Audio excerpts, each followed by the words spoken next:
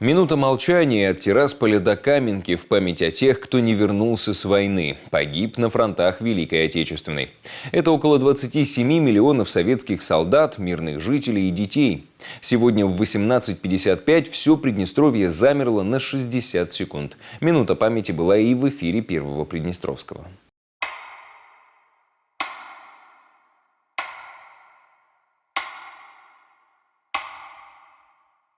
Важно помнить, потому что наши дедушки и прадедушки сражались ради нас, ради чистого неба над нашей головой. И важно помнить тот подвиг, который они совершили ради нас. Минута молчания – это дань памяти, уважения, вспомнить то, что пережили люди, тот ужас, который был.